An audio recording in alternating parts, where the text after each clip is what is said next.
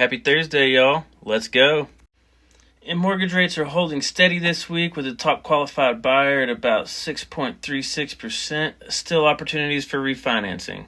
Wall Street pricing in another Fed cut this month is basically a certainty and almost 90% chance of another cut in December. A lot of this has been based on jobs reports. Please remember that mortgage rates are more likely to follow inflation expectations than Fed rate. And last week's PCE inflation report showed inflation headed the wrong way, as well as earlier this month, the CPI report. We won't have another inflation report for 2 weeks, assuming the government ends the shutdown by then.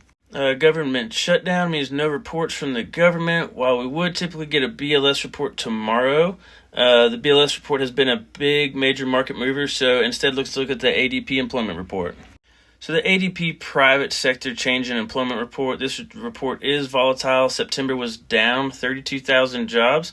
Actually, without an annual adjustment, it would have been up about 11,000 jobs. But you can see from the 3-month average, it's been decreasing for about a year.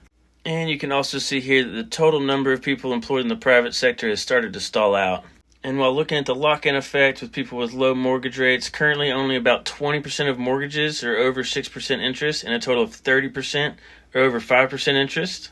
So about 70% of people currently with mortgages have solid incentive to hold on to their houses. Over 50% of mortgages right now are actually sub 4%.